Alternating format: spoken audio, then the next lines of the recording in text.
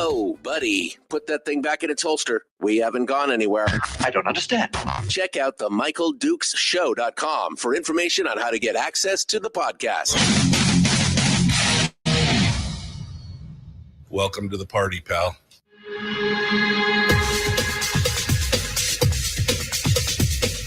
The Michael Dukes Show. The greed and the entitlement is astounding to me. What more could you want from a low-budget radio program? This is a dumpster fire. That was just BS. It is time to get a new perspective. We know just what you need, and we've got just the cure. Open wide and prepare for a steaming hot cup of freedom. I just don't fathom it. The Michael Dukes Show, streaming live across the world. Oh, live around the world on the internet at michaeldukeshow.com and across the state of Alaska on this, your favorite radio station and or FM translator. Good morning, my friends, and welcome back to the big radio program for this Tuesday edition of the Michael Dukes Show. It was a long night. Just got to say, put some new programming on KGTL last night, and it was a little bit problematic. Let's just say that. When you're up at 1:45 in the morning trying to fix stuff, it's 4 o'clock rolls around pretty quick in the morning, I got to say. Anyway, here we are getting things ready to rock and roll. It is Tuesday, and that means it's the weekly top three, and we have got a slew of stuff to deal with. To my friends on the peninsula, please be careful, especially if you're driving to Anchorage. Have not received word yet if the Seward Highway is back open. There was a 2-vehicle collision last night about 5 p.m., and the highway was closed. At about 10 o'clock, it was still closed. It was closed for hours last night. I still don't have word as to whether or not it's open at milepost 83, but it's nasty out there. It's nasty out there. So be cautious as you're driving back and forth on the highways. Folks up in Fairbanks, I hope you're staying warm. And of course, those of you in Anchorage, you're dead to me. No, I'm just kidding. It's a little slick out there. It's a little slick. Be careful. Snow has returned. So it's all good. All right. So that was my my housekeeping measures for this morning. Let's jump into it and get ready. It is, again, the weekly top three. Brad Keithley, Alaskans for Sustainable Budgets, joins us, and we're going to get started right now. Good morning, Bradley. How are you, my friend? How's life treating you? Michael, I'm doing great today. It sounds like you're Superman. I mean, you're owning, you're programming, you're managing, you're producing, Hey, it's not all sexy. I'm the janitor too. Okay. So it is what it is. That toilet blockage. Yeah. I took care of that on Friday. No, it's a little bit of everything. I guess that's what happens when you have to be chief cook and bottle washer and everything works. Brad, let's get started. We got quite a bit to go over today, and there's a lot of stuff that I want to touch on here. So first things first, we saw the thing about the lawsuit with NSTAR and Hillcorp and everything else, but somebody at least seems to be asking the right questions of Chugach Electric, MEA, and I guess maybe NSTAR. Let's start with that. So it's NSTAR they're asking the right questions of. NSTAR presented at Senate Resources last week, NSTAR's presentation about where things are and their pitch for why their new deal with Glenfarne is a great thing and will solve all of the Cook Inlet's problems. During the course of the presentation, Senator Giesel asked a question of John Sims, who was presenting for NSTAR, that was sort of a puff question. The question was, do you perceive any conflicts between Glenfarne doing the deal with NSTAR and Glenfarne also being the one in the contractual relationship with AGDC to do the big line down from the North Slope? And Sims, sort of swatted that one away and said, no, there's no conflicts. I mean, Glenfarne's got a separate deal with us, and we're convinced they're going to go through with our deal separate and apart from whatever happens with the pipeline coming down from the slope, their deal with AGDC on the pipeline coming down from the slope.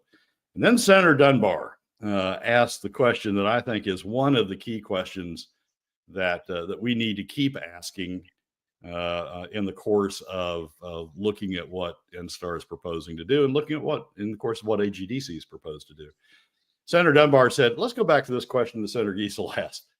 And he said, last year, he laid the foundation this way. He said, last year, we got into this deal with Hillcorp, where members of the Senate proposed a bill that would levelize Hillcorp's corporate income tax, that would bring it up to the level that BP paid and the level that the other producers on the North Slope are paying, essentially close the Hillcorp loophole, all related to essentially North Slope operations. But Hillcorp responded, said Senator Dunbar, continuing, Hillcorp responded by saying, hey, you tax me, you close that loophole and you make me pay what everybody else is paying. And guess what? I'll probably retaliate, said Hillcorp. I'll probably retaliate the Cook Inlet by lowering my investment in the Cook Inlet. And if you guys go high and dry down in the Cook Inlet, you have only yourselves to blame because you took that money out of my hide on the North Slope.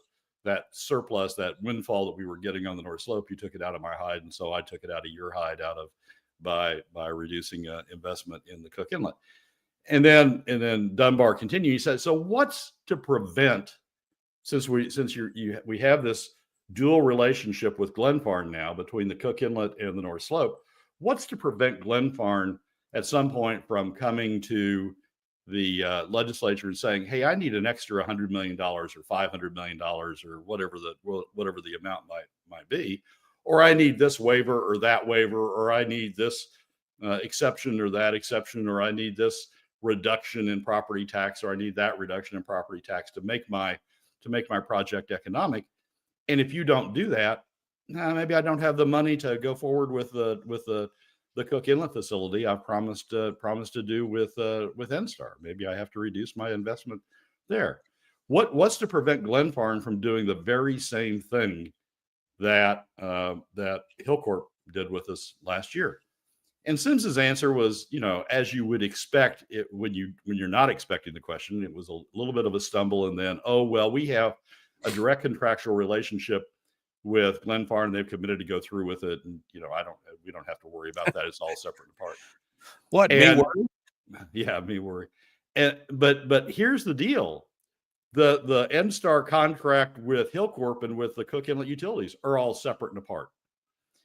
And Hillcorp has an obligation under those contracts to, in good faith and fair dealing, to make investments when it needs to do so in order to make deliveries under those contracts. Yet Hillcorp was threatening that contract, those contracts, essentially unrelated contracts, by saying we'd underinvest and maybe delay our investment or delay whatever we would do. It's exactly the same thing. Dunbar hit on a key question about these interties that we're developing with Glenfarne, this low cap, small cap, inexperienced company we've got out of New York that we've entered into these various relationships with. Dunbar hit on the key question, and it's a question that we need to probe a lot. So, for example, Glenfarne, the deal with AGDC and Glenfarne is dependent on the legislature appropriating $50 million to ADA, so ADA can underwrite the initial FID work that needs to be done to bring the Big Line project up to the point where you can make the FID decision. And ADA has agreed to underwrite that by $50 million, but they need the legislature to appropriate the $50 million. So what's to prevent Glenfarne from saying, hey, you want us to go forward with NSTAR? Your Cook Inlet life now depends on this deal we've got with NSTAR. We need that $50 million appropriated to ADA so that we have the amount underwritten for us. What's to prevent Glenfarne down the road from saying, that dock that we've got to build both for our facility, both for the Big Line facility and for NSTAR's in-state facility, maybe we don't have the money to go forward with that dock unless you do, X, Y, and Z. There's shared facilities contemplated in this deal between Glenfarne and NSTAR and Glenfarne and AGDC. And those shared facilities have got to be built in order for NSTAR's deal to go forward. So I think Senator Dunbar just hit a huge question that I think really, the RCA and others need to dig into to really understand, what we're doing, what Alaska is doing by tying its future, both its Cook Inlet future and its North Slope future, to Glenfarne. Well, there's a history of this, right, Brad? I mean, there's been a history over the years, over the decades, of oil companies kind of at some point or another kind of holding the state over the barrel and say, well, you could do that, but it'd be a shame if something like this happened. And we've seen it. Arco, BP, Conoco, they've all at one point or another kind of done a little bit of corporate blackmail on some of those things, simply because we are in a stranded position. We are in a kind of a weak negotiating position at some time for certain things. And so this is something that's happened before. Yep, exactly right. I mean, ACES, we had when ACES was, and I think this was an appropriate market response, but when ACES was the tax structure, the big three on the North Slope essentially said, we're not going to invest under the economic structure of ACES. You want additional production, you want additional exploration, then you need to change the tax structure in order to do that. And the state ultimately did that, and we got the additional investment. But we can be held over a barrel. And the problem is we're tying, again, just like has happened with Hillcorp, we're tying the North Slope to the Cook Inlet. And Alaska feels very vulnerable with respect to the Cook Inlet right now. So we're giving Glenfarne a tremendous amount of leverage. Go ahead. Well, this raises one other question, and maybe I don't have enough time for it, but there's a question of NSTAR presented, but where's Chugach, where's MEA, and where's Marathon? Chugach and MEA have contracts that expire before NSTAR's. The Glenfarne deal, the NSTAR Glenfarne deal, is timed to meet NSTAR's obligations and needs. But where's MEA and Chugach in all this? Are we leaving them behind? And Marathon, the final question on Marathon. Marathon has an existing LNG facility that is certificated by the FERC to receive gas, to act as an import facility, separate and apart from Glenfarne. Don't need it. We got an existing facility. So where are they in this equation? Why aren't we pursuing that opportunity instead of trying to do this new deal on with new builds with that are intertied with AGDC's project? Why aren't we pursuing the existing facilities opposed to these new builds? Because we're already halfway there with that facility. We don't have to wait on stuff there. Final question here. Only got about 2 minutes left. We saw that article yesterday talking about now this new lawsuit between NSTAR and Hillcorp. Yeah. And so, I mean, you are more familiar with gas contracts and deliveries and storage and everything else. I read into this like Hillcorp was basically saying, we don't like the fact that you're bogarting gas, even though it's part of the contract and even though it was negotiated. But is this just more flexing on the same, or what is this? Yeah, it's flexing by Hillcorp. I mean, it's the timing of NSTAR wants to be able to take gas and buy gas from Hillcorp and stick it into storage. Hillcorp, which runs its own storage facilities, doesn't want NSTAR to do that. If NSTAR needs gas over and above storage, then Hillcorp's willing to sell it, but it doesn't want to sell Hillcorp additional gas just to be stuck in storage. And essentially, they're trying to. I mean, it is Hillcorp again trying to hold NSTAR hostage to modify NSTAR's behavior in a way that maximizes Hillcorp's flexibility and Hillcorp's profits. The contract's not entirely clear on the issue. It'll be an interesting lawsuit as it plays out, but it is Hillcorp again trying to exert its control over the gas side, the gas supply side of the Cook Inlet to extract additional concessions out of the purchasers. All these players trying to maximize their yield and to make somebody else pay. That's essentially, I mean, I think I can summate it that way. NSTAR's looking for the state to pay. Hillcorp's looking for NSTAR and the state to pay. Everybody's looking for the state to pay in the long run. And we're the ones that are going to pay. That's spoiler alert, foreshadowing. We're the ones that are going to pay in the end, right, Brad? That's the end. Yeah, that seems to be the case. All right. We're coming up on the break. We got more coming up. Don't go anywhere. The Michael Duke Show, common sense, liberty-based, free thinking radio. Brad Keithley's our guest. We continue with more in just a moment. Don't go anywhere. Back right after this.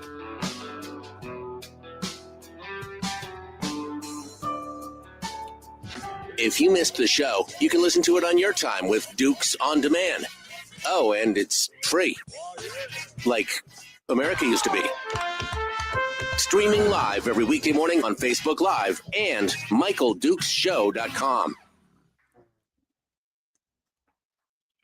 Okay, Brad Keithley is our guest, Alaskans for Sustainable Budgets. Oh, man, what a day, what a night, what a day and a night. Don't ever try and do everything all at once, Brad. Just don't try. It's like, I'm going to phase this in one little piece at a time. And then once I got started, I realized I couldn't really do that. So I said, okay, I guess I'm all in. Wow. Okay. So yeah, you even got Terry working. I mean, I've seen. Oh, I've got Terry. Yeah, glasses on and sitting at a desk and. Oh yeah, I got the whole fam family working. I mean, they are. It's like my son, he's over there whittling away. My daughter was on the phone all day yesterday. My other daughter's collating news and doing social media. And it's like, you guys crack the whip. You like to eat, get to work, So that's great. That's great, Michael. Yeah. That's great. But boy, like Jerry Jones and the Cowboys. You make it a family. Or it like is. Trump, you make it a family business. It's the family business, right? It's just like that. But laying in bed last night and I had the radio set to go off when it was supposed to make the change, and I'm listening. And I'm like, okay, it's all great. It's all great. Oh God, it's not all great. And running out to the, running in here to make it fix it. And anyway, it's entertaining. It's entertaining.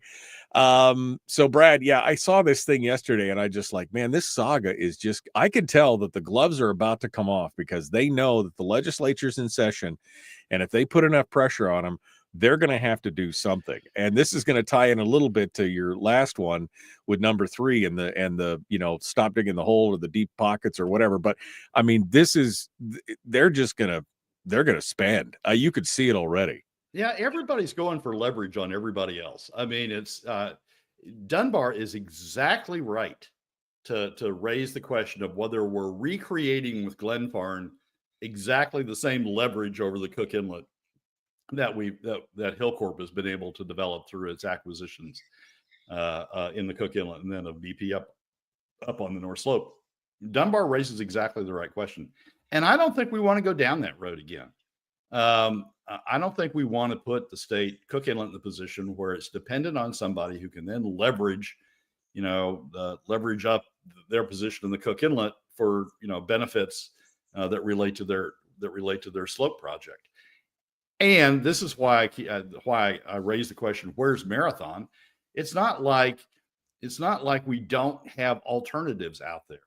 Sims, they previously talked about a floating LNG plant, and during his presentation, Sims said that didn't look like it was going to work out because of the tides in the Cook Inlet, because of ice in the Cook Inlet, the concerns about depending upon a floating barge that was regasifying the plant was too great. Those concerns were too great, so we needed an onshore facility. But we're not dependent on Glenfarne for the only onshore facility we possibly can have. I went back in the records, and Kenai, the LNG plant is certificated for imports through 2025. If certificated to make the changes necessary to do it, and then once they do it, they have a longer term certificate to operate it. They would have to add the imports for others in addition to Marathon's needs, but that shouldn't be a big deal before the FERC. That's an existing facility. We need to make some changes in, not huge, but we need to make some changes in.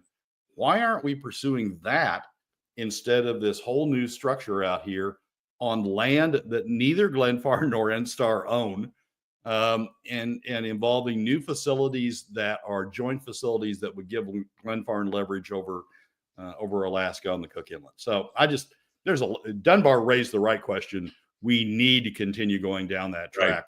Right. and make sure we aren't recreating the Hill Court problem again. That's something you'll hear on this program. Dunbar asked the right, even a stopped clock is right twice a day. Even then, Dunbar at least did ask.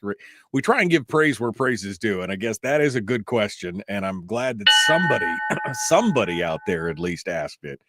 We'll have to see where it goes from here. All right. We've got more here in just a minute. Brad Keithley, Alaskans for Sustainable Budgets. The weekly top 3 continues. Number 2 is dead ahead, which is the Alaska legislature should just stop digging. The answer is a hole. Get out. Stop digging. That's the first thing. Here we go. Jumping back into it. The Michael Duke Show. Common sense, liberty-based, free thinking radio. Like, share, subscribe. Let's do this thing. Here we go.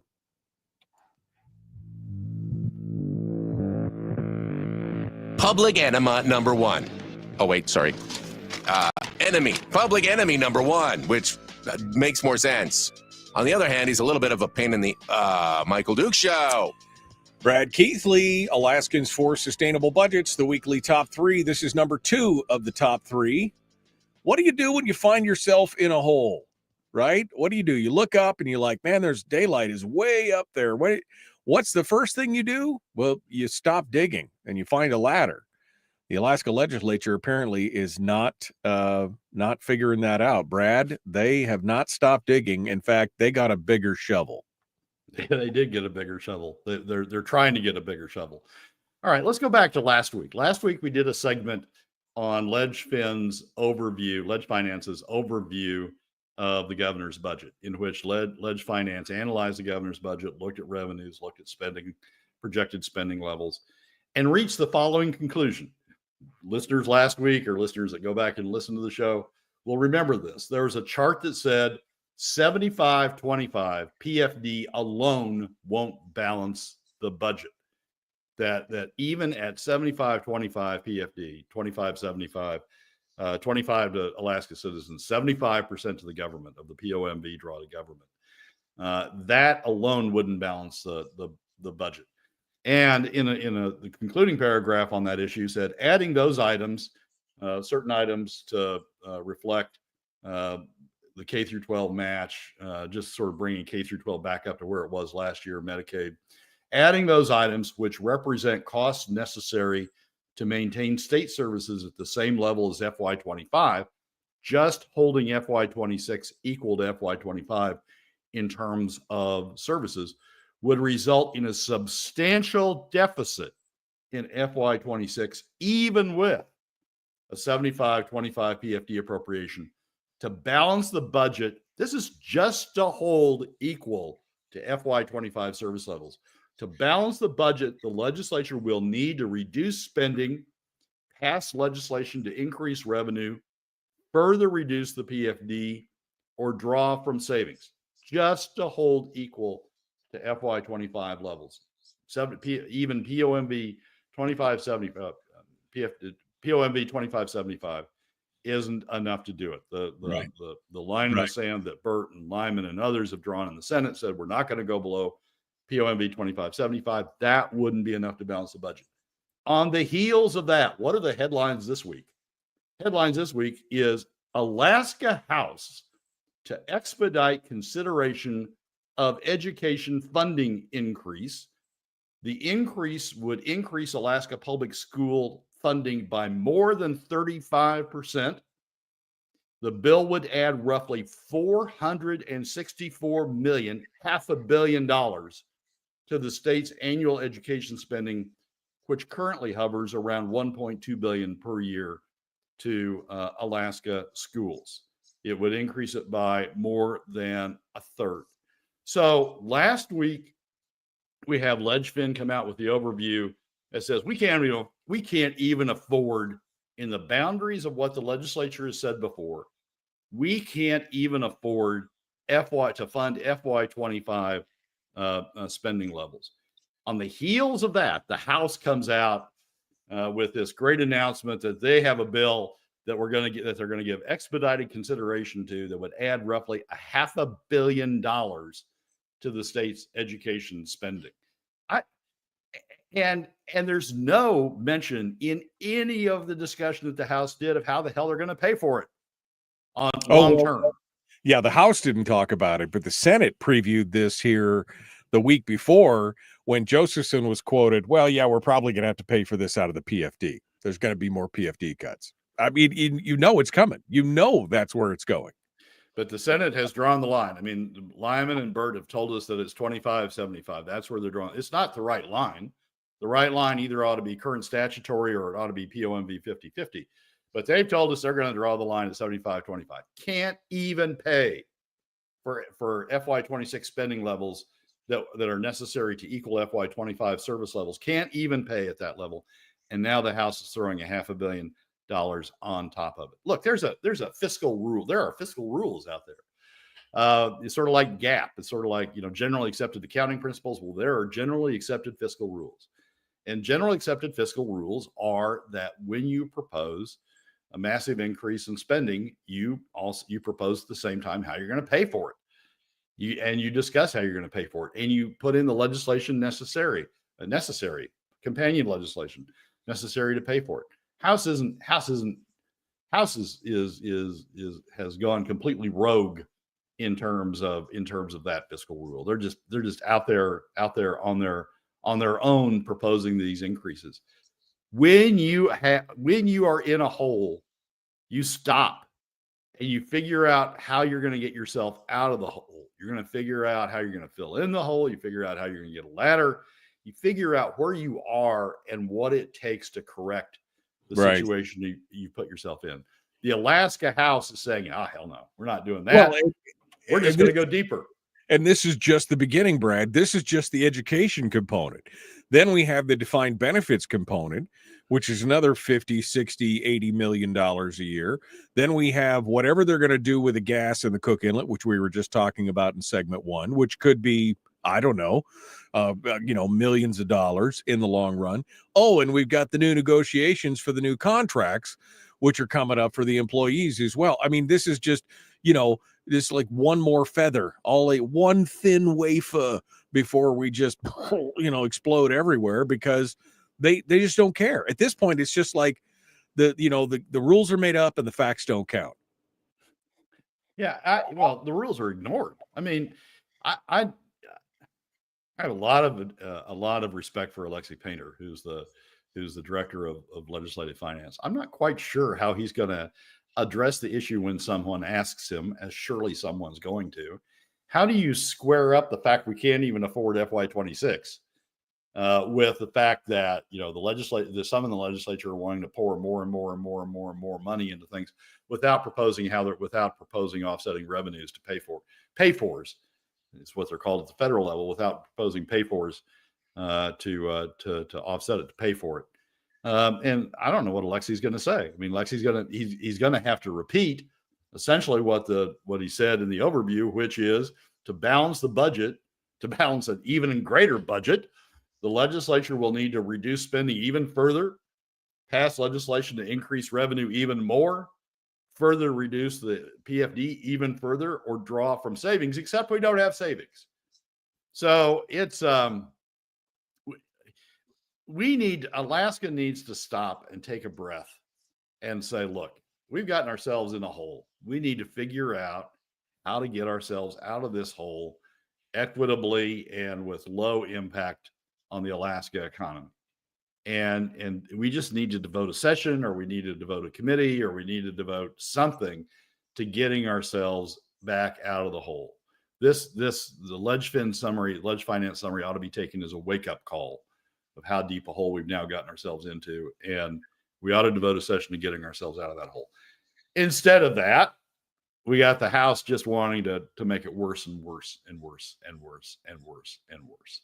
So it's a hugely concerning situation that the House is proposing something like this. It's a hugely concerning situation.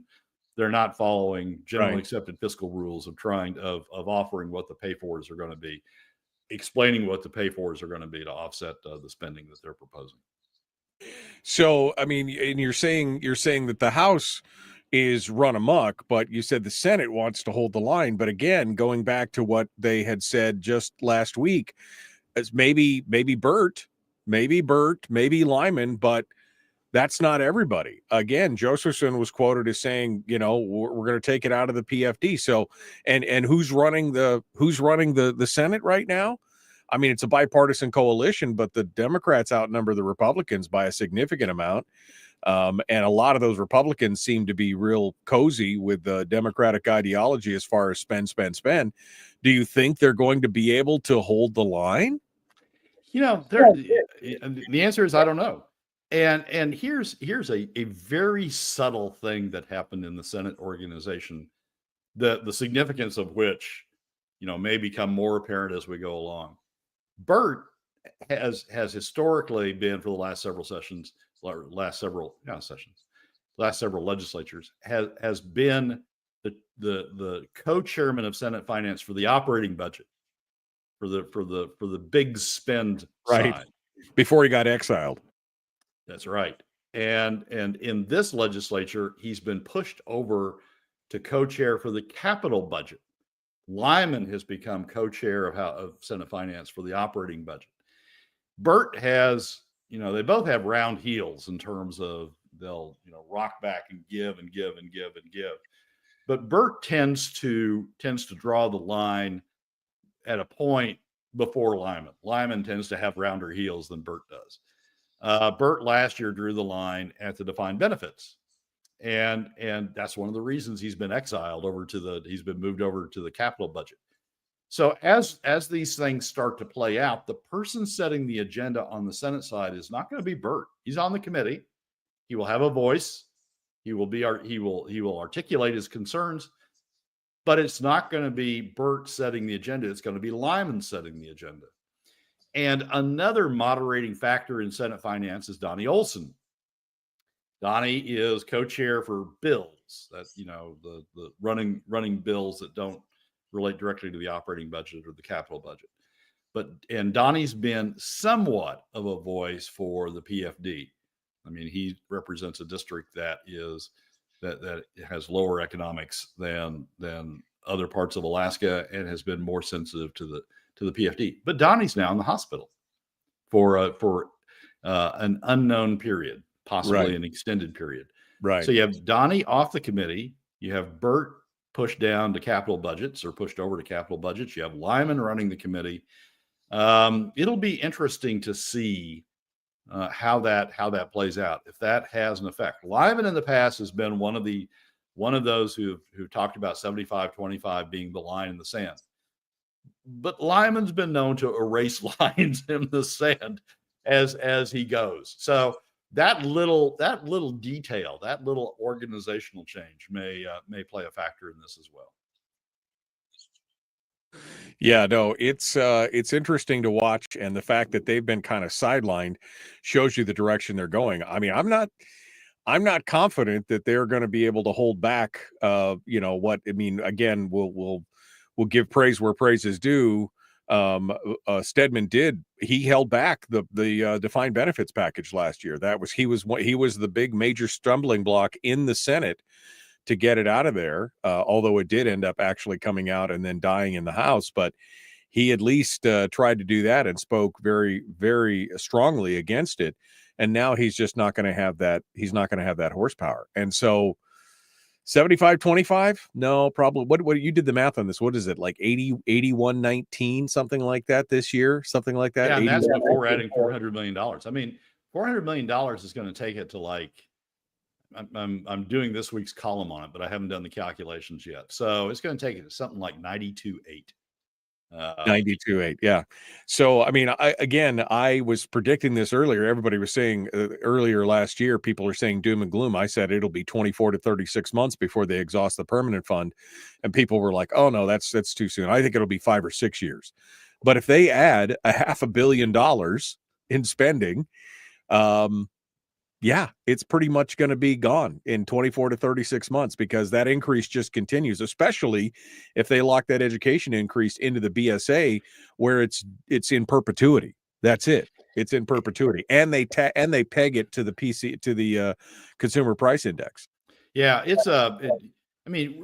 and think about the irony of this. We're talking about We're talking about, the argument that we want to raise this spending level because we want to improve the education for working Alaska families. We're not concerned about higher income families. We want to raise for the 80% of working Alaska families. Well, who are they hurting to pay for this? If they cut the PFD, they're taking it out of the pockets of the very people they claim to be helping. They're not spreading it across a broad base. They're not including.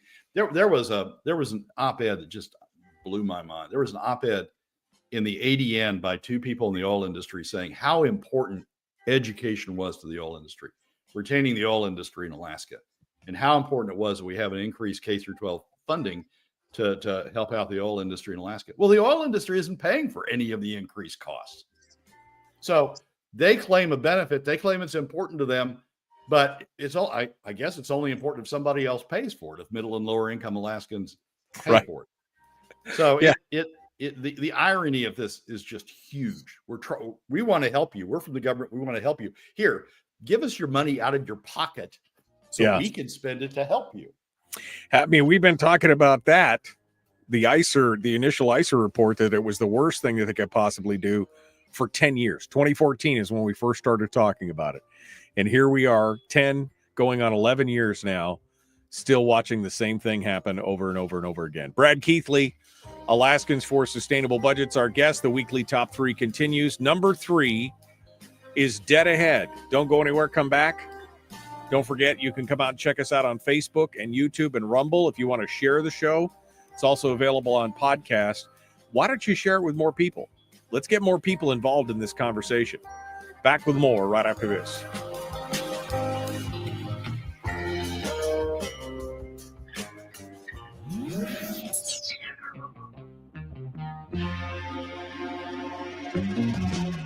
Running on 100% pure beard power. Oh, also some coffee.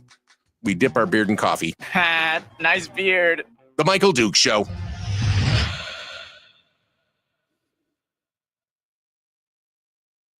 Okay, Brad Keithley, Alaskans for Sustainable Budgets. The weekly top 3 continues. I mean, wait, let me go back and answer this question. So John says, so just to be clear, of all revenues, the state gets 75% off the top, 25 goes to the PFD. The PFD pays a dividend of about 5%. It's supposed to be 50-50, but 4 of the state. No, you have it wrong, John. So what happens is 25% of the royalty revenues goes into the permanent fund right off the top. And then it rolls in there and the earnings spin off every year. And then what was supposed to happen was that we were supposed to be paid on a 5-year rolling average of those earnings, but that they stopped that with the POMV, which means the government takes 5% of the earnings every year, and then was supposed to, according to Hammond, split those 5% that they roll out every year 50-50 with us, the people, and split it out for the PFD for 50% and state spending for the 50%. But what's happened is they're now taking 75% of that money, and it's going towards 90% of that money, leaving us with whatever crumbs we can pick up with our sticky little fingers on the plate, because that's all that's going to be left over is the crumbs at this point. So that's how it works.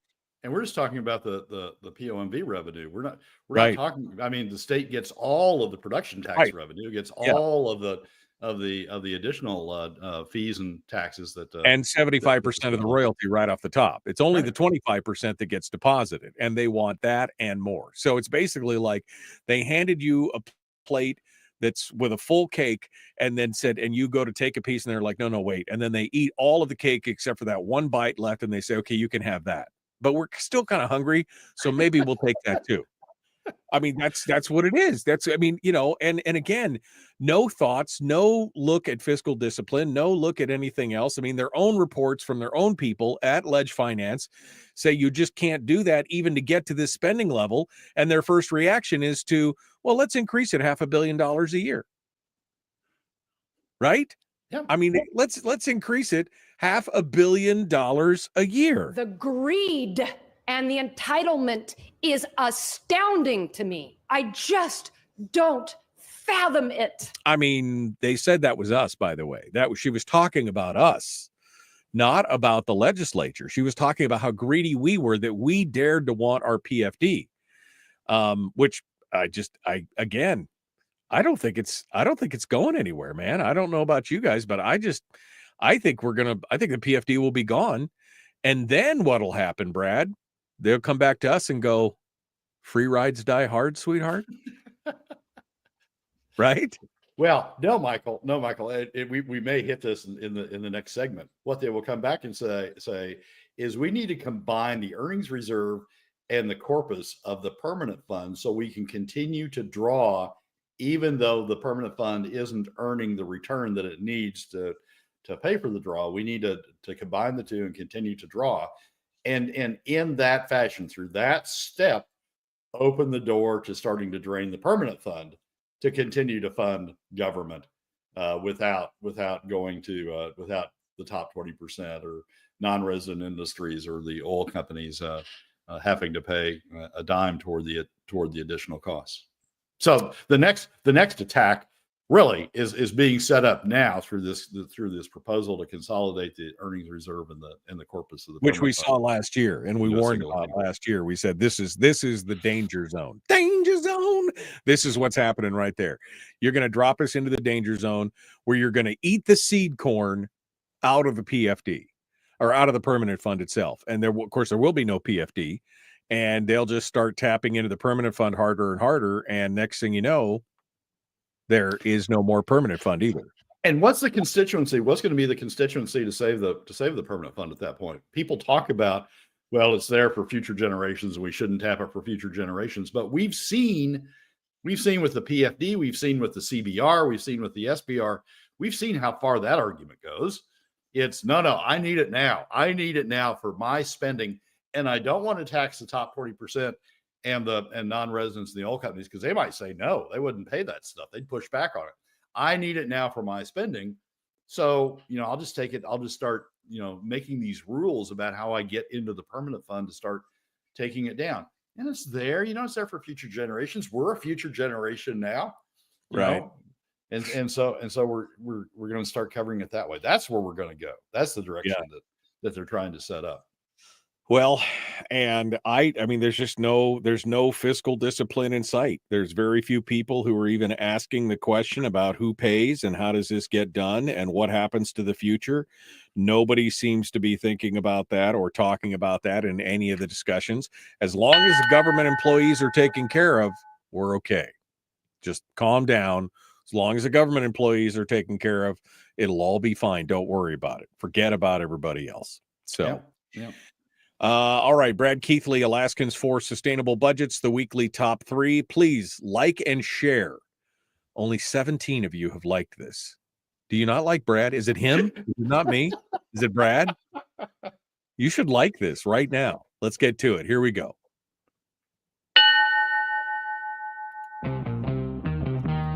That was too early.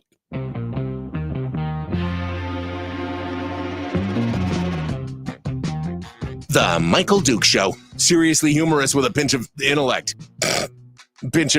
Sorry. That is humorous. Here's Michael Dukes. Well, Brad, I don't know. Sometimes these Tuesday meetings between you and me, I mean, I got to be honest, I come away just a little bit more depressed than I started out, because I just can't believe that this is the direction we're still going with all these warning signs and everything else. And like you said, it looks like this is all a setup for number 3, which is the real danger to not just the PFD, the permanent fund dividend, but to the permanent fund itself. We've talked about this, but all the things that are lining up right now, this extra spending, the disregard for where the PFD goes, the disregard for how we pay for it, it all seems like it's setting it up for one big final throw of the dice when it comes to the real permanent fund crisis. Yeah. So there was a forum, a conference, seminar held earlier this month, jointly sponsored by Alaska Common Ground, the Institute of the North, and Commonwealth North, all of the so-called thought leaders, at least top 20% thought leaders in the state. And the subject of it was the subject of it was protecting the permanent fund, a rules-based permanent fund endowment model. And I listened to it, I watched it, and basically it was a pep rally for this proposal to consolidate the earnings reserve into the corpus and have the POMV draw come from that single fund. The reason they're doing it is because the earnings reserve is running down, and they're concerned that there's not going to be enough in the earnings reserve to cover the POMV draw. So they want to consolidate the two funds together in order to continue the draw, sort of regardless of how the earnings are coming out. And if necessary or not, or just as a matter, they can take money from the corpus in order to cover the POMV draw. The conference turned in to be a pep rally for that proposal. The claim is that there's a crisis, that not having the two funds consolidated is a crisis because we won't have enough money to cover the POMV draw. But it's a self-created crisis. We've been through this on previous segments. I've written columns about it. The reason the earnings reserve is low is because the legislature took $8 billion out of the earnings reserve, and that's about a 2 or 3 year piece of or coverage of the POMV draw. It took $8 billion out of the earnings reserve and moved it over to the corpus. And at the time, they said this was a prepayment for inflation proofing. So we don't need to inflation proof in subsequent years. We've already prepaid enough for the inflation proofing. Well, over the Permanent Fund Corporation accounted for it that way for about a year. And then the Permanent Fund Corporation dropped the footnote that said it's a prepayment for inflation proofing and just took it and said it's part of the corpus now. And it's not in the earnings reserve anymore. It's not a prepayment for anything that should come out of the earnings reserve. It's just ours now. It's in the corpus. Right. And they've created this crisis, this so-called crisis in the earnings reserve by draining the earnings reserve through that $8 billion transfer. And now all of a sudden people are saying, oh my gosh, there's not enough in the earnings reserve. Well, that's because it was supposed to be a prepayment. It was supposed to be so you didn't have to pay as much out of the earnings reserve going forward. But now that they've forgotten that, all of a sudden, we have to pay inflation proofing out of the earnings reserve, and now we're draining the earnings reserve. So it's a self-created crisis, but it's being used as a justification for merging the two funds together in order to allow the clawback or the breakdown of the permanent fund corpus. I went in at the urging of some others. I went in and spent quite a bit of time understanding the earnings, the earnings side of the permanent fund and how we're earning and the level at which we're earning and what the investments are producing. And I discovered something that I wrote in last week's column. We aren't earning anything off the permanent fund after you take into account the difference between we've got a benchmark that we call a passive index benchmark, and the permanent fund is an actively managed fund. That means we've got advisors and we got people that work on it. We got people that decide to make investments. They make investments in private funds rather than follow an index like the S&P 500 index or the NASDAQ or the Dow Jones or one of the common indices out there. Rather than do that, we got a bunch of people who are working on deciding where these investments go.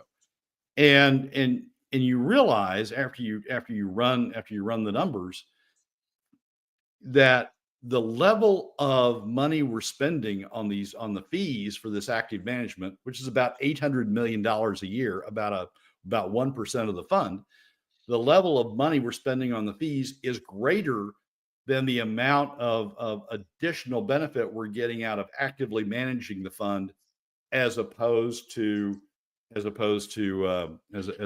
just relying on the value add or the benchmark. Yeah, you got to chart up the yellow. The column in yellow is the amount of additional benefit that the permanent fund has earned through this active management, the amount of benefit over the amount of benefit we've gotten through active management over what we would have got if we just would have invested it in the passive index. And it shows that for, the years from 2017 through 2022, we got some benefit of it. But then we look at the fees that we've paid for that benefit, and the value added after fees is relatively small. We got about 2% in 2017, about 2% again in 2018, negative 0.1% in 2019 after fees for this active management, negative 2.1, 1.3%, 13%. But the last 3 years we've lost money in terms of the fees we've paid, the difference that the difference in the return that the fees have produced compared to what we would have gotten if we just would have stuck them in indices. The problem with the fund is not this whole mishmash that's going, this contrived mishmash that's going on in the earnings reserve. The problem with the fund is it's not earning enough. It's not earning what it would earn, even if we just put it, stop the fees, stop the payments, stop the $800 million a year, and put the money into the passive indices, into the index benchmarks that are out there. If we just invested the money that way, just put the money into these indices, we would make more than we're making by trying to actively manage the fund and paying all these fees. We're underwater. We're losing money by not using the passive indices and trying to actively manage the fund. Basically, what we're doing is for a while we were making enough to pay the fees, just to pay the fees, to continue to fund the bureaucracy that the Permanent Fund Corporation has become. But in the last 3 years, we haven't even done that. We haven't even made enough out of the earnings out of the permanent fund investments to cover the fees. So it's the problem here. Yeah, the problem here is not the lack of combination of the accounts. The problem here is the lack of earnings and the lack of fiscal discipline. Right? I mean, that's really the core that's the core problem here, is the lack of fiscal discipline, which has led us to this, which I've been saying since 1999. The goal is to get their hands on the corpus of the permanent fund. And I'd be interested to see if they use some Bill Walker math in that big meeting with all the think tank people, because that was his argument too back in the day. There's just not enough money. Of course, they didn't account for any of the money that got added in. Anyway, we're out of time. Brad Keithley, Alaskans for Sustainable Budgets, the weekly top three. Brad, thanks so much for coming on board. Michael, as always, thanks for having me. Folks, we're out of time. Coming up next, Duane Edleman is going to be joining us from Liberty Action Alaska, talking about the petition in the KPB.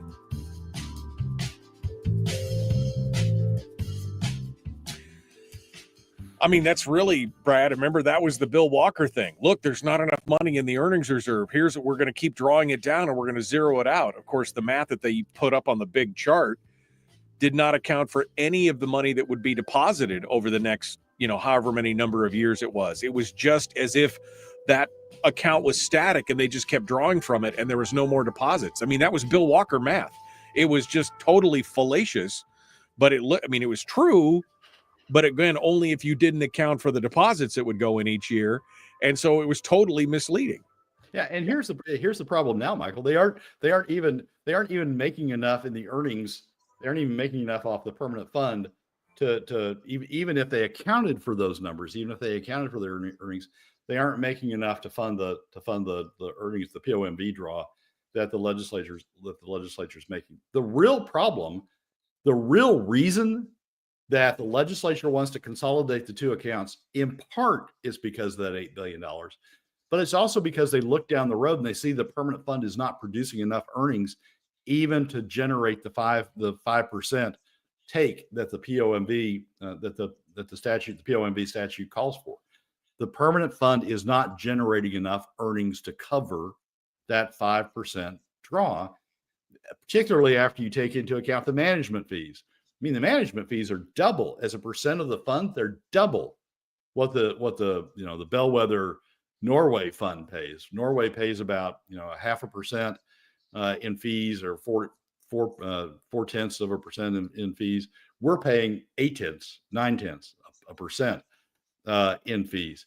And after the fees, we're not earning enough to be able to cover those POMV draws. So the real problem here, the long-term problem, is the Permanent Fund Corporation has become a bureaucracy that is just earning enough to pay itself, to pay all the management fees it's incurring.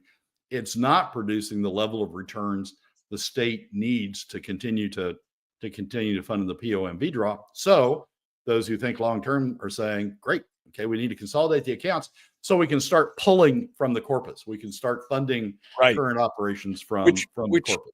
Which is a self-licking ice cream cone. I mean, can't they see the danger in that? Or do they just not care? They don't care. This is all about funding my spending now, funding my government unions, funding the programs that make me look like a giant, in the legislature, make me look like God, because I can fund these programs. All they care about is funding their programs now. They don't care about the long term. Bert will tell you he cares. Bert, who's a proponent of consolidating the two accounts, they'll tell you that they are concerned about the future, but they're not. If they were concerned about the future, they'd keep the earnings reserve as what one of my friends calls a speed bump, a barrier that you can't get to the corpus because you have to go through the earnings reserve. And if the earnings reserve doesn't have enough money in it, then you got to figure out what you're going to do, as opposed to being able to attack the corpus. Now they're trying to do away with that speed bump. They're trying to do away with that barrier and say, look, if we don't earn enough, if the Permanent Fund Corporation gives away all this money in management fees, $800 million a year in management fees, if the earnings return, if the PFD gives away, or the Permanent Fund gives away all that money, okay, fine. They've got their own bureaucracy they need to fund. We'll just go attack the corpus. Set us up so we can go attack the corpus. Well, and we've talked about for years how the legislature has always been good about kicking the can down the road. And we were talking about eventually you run out of road and you have to face the hard facts. But what they've done here is they're going to try and murder Alaska's financial future and pave it with its dead body and put it out there to give themselves just a little bit more road to kick the can down before they completely run it out of money. Yeah, I mean, first they came for the SBR, the statutory budget reserve. Then they came for the CBR. Then they came for the PFD, started cutting the PFD. And now at the end, and now as the PFD is winding down, they're saying, wait, we got to go someplace else. We can't tax the top 20% non-resident industries and the oil companies. We got to go someplace else. So we'll merge these two accounts and open the door, and in that way, open the door to going after the corpus. That's exactly what's going on here. So when we say what's going to happen when the PFD runs out, there are people thinking about that. And they're thinking about, great, we'll set up the ability to raid the Permanent Fund Corpus at that point. And we have been screaming about this for years and saying this is where they were going. This is the direction they're going. And nobody's listening. People just keep electing them. Oh, we're going to put a chicken in every pot. That's because people are electing them based upon their current chickens. I want my spending now. What Alaska turns over 1/3 of its population every whatever number of years. They want it in their pot now. They're not concerned about the future, because in the future they're going to be in Texas or Florida or South Carolina or wherever they're going to be. We want it in our pot now. We want Johnny educated now. I mean, this goes back to the early 20-teens when we talked about the AstroTurf football fields all over the state. I want my Johnny to play on an AstroTurf football field, just like he would play on in Texas if he was down there. It takes money out of the out of the budget to do that, but that's what I want. I think Bill speaks for us all, Brad. He says, "Thank you, Brad. Another Tuesday that I'm mad as hell and can't do anything about it." That's kind of, I mean, it's frustrating, but that's where we're at. We know, we can see where it's going. And it's a painful thing. In Alaska, says Senator Myers, politicians are elected based on what they can spend, not what they can save. Yeah, I mean, I guess that's been proven over and over and over again. All right, Brad, we are out of time. We got to go. Thank you so much. I see Duane is in the green room getting ready to join us here for hour 2. Thanks, I think, Brad, for coming on board. Michael, thanks for having me. It's always good to talk with you, my friend. Thank you so much. All right, folks, that does it for hour 1. Hour 2 is dead ahead. Duane Edleman's going to be joining us. The Michael Duke Show, Common Sense Radio.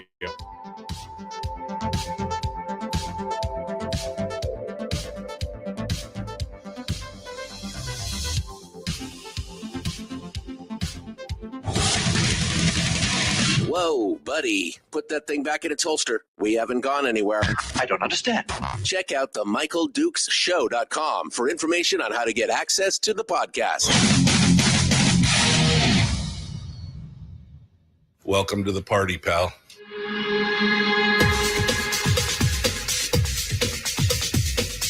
The Michael Dukes Show. The greed and the entitlement is astounding to me. What more could you want from a low-budget radio program? This is a dumpster fire. That was just BS. It is time to get a new perspective. We know just what you need, and we've got just the cure. Open wide and prepare for a steaming hot cup of freedom. I just don't fathom it.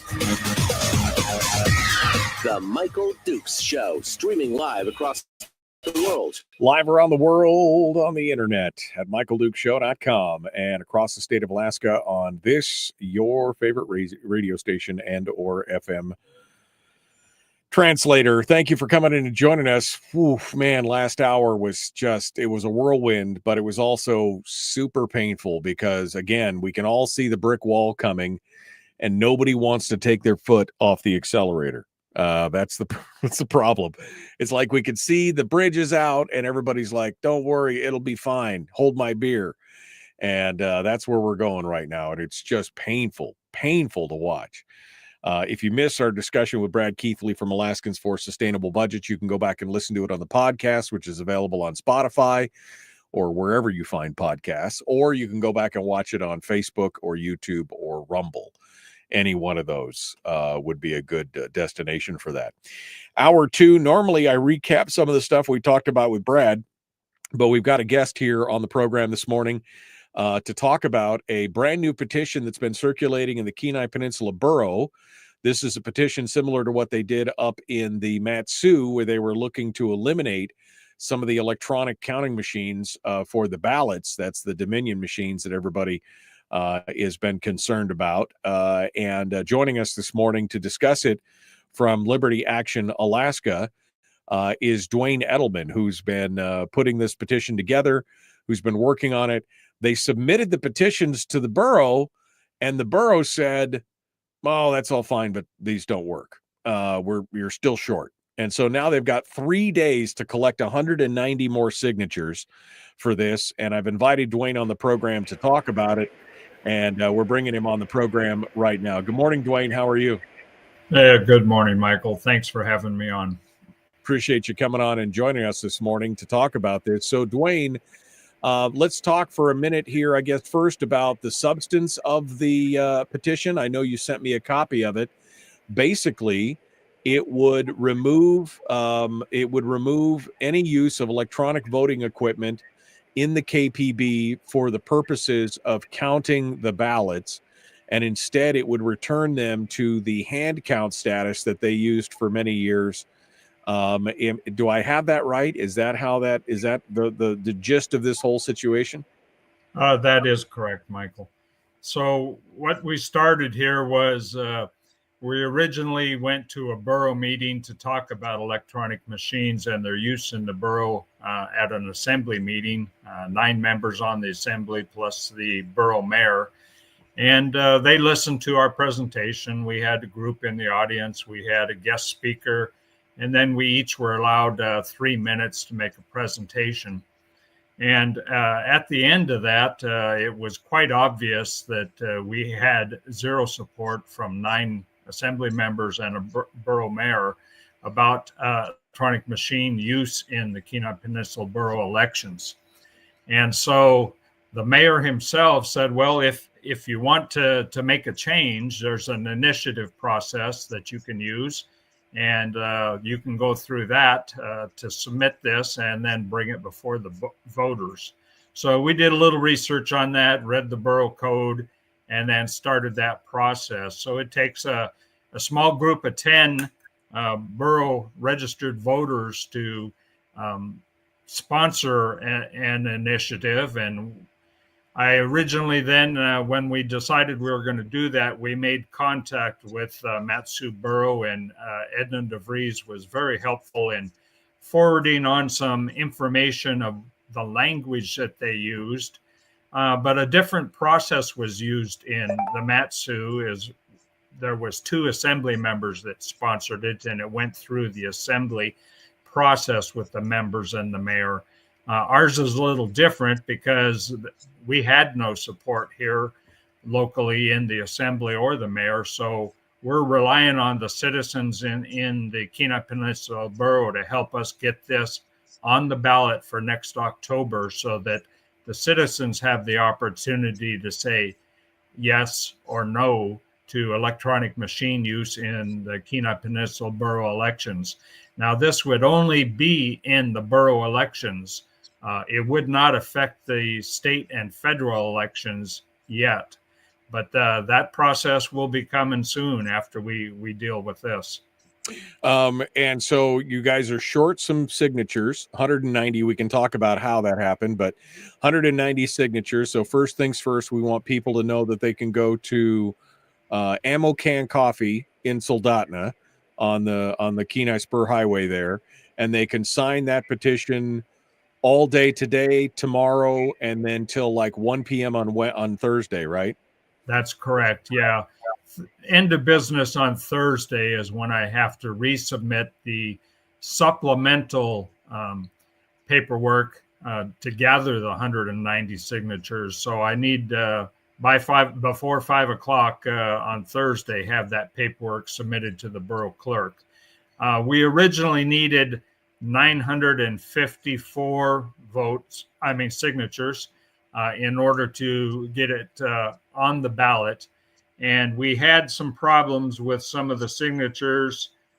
We had 35 people that signed more than once.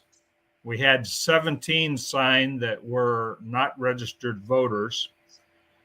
There's a process in the borough code that says you cannot disassemble any of the petition booklets and reassemble them. And 3 booklets had been disassembled, reassembled. And 258 signatures were disallowed for technicalities. Some of those technicalities would have been you didn't sign the same name that is on the state voter roll. So if your voter roll says Jonathan Wesley Smith, and you signed it John Smith or J.W. Smith or Wes Smith or Bubba Smith, it was disallowed. So we haven't had a chance to look through those individually with the administration yet, but I did file an appeal, which we'll be working this process through. But if we can get these 190 guaranteed registered voters' signatures submitted by Thursday, we'll be golden, and this will be pushed on to a ballot in October then. And do you feel like the process, and again, all you need is 190 signatures. Are you also signing up anywhere else on the peninsula besides Ammo Can there in Soldotna? Not at a direct location.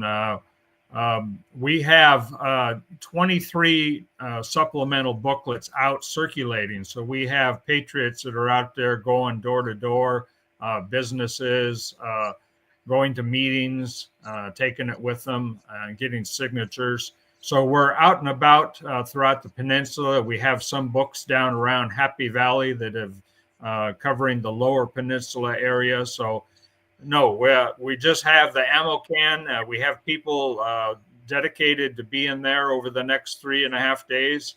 And please make your way there, and we'll keep going door to door throughout the community. We're talking with Duane Edleman from Liberty Action Alaska. Their petition is to try and remove the electronic counting machines from the borough elections, borough counting and elections. Duane, do you feel like you kind of got short shrift from the borough here on this counting and on these signature checks? Do you feel like it's punitive, or is this just the way the game is played? Yeah, I learned a long time ago, especially dealing with other things in the state, technicalities is what's going to trip you up. And, when you're in a flurry of getting people, say, like I was stood outside the grocery store there one day, and my daughter was helping me, and you got several people walking by to go do their business with the grocery store and back out, trying to get them to sign, and then also trying to clarify that, you need to sign it in this manner. Pretty difficult as you're trying to express why you're there in the first place. So we had some people, I'm sure, that put down Bubba Smith, and that just isn't going to work. Their signatures had to be clearly legible. Some of the technicalities were they didn't put the date next to their signature. Well, in the appeal process, if I get to that, myself and the assembly and the borough are going to talk about that, because I think it's being too technical when you look at the voter rolls and compare the person's names and residence address and mailing address. So I don't believe there was anything punitive, but I believe that there's technicalities, and maybe the process needs to be cleaned up a little bit better to reduce this problem. If folks want to reach out to you now, again, people can go to Ammo Can Coffee today, tomorrow, and Thursday throughout the day. Thursday, they're going to knock off a little early because they have to have all the petitions over to the borough by 5 p.m. But is there a way for people to reach out to you if these folks that have books in the Lower Peninsula? I mean, the way the roads have been and the flooding and everything else, a lot of people don't want to take that trip from Homer or East End or place and go all the way up there.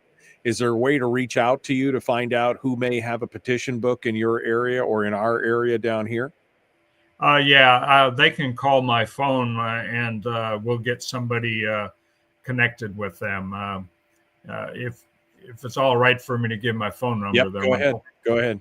Yeah, it's my cell number. It's 907-255-7624. And give a call, and we'll see if we connect somebody up with you, and we'll see if we can connect up with the Lower Peninsula if there's somebody down there yet wants to sign.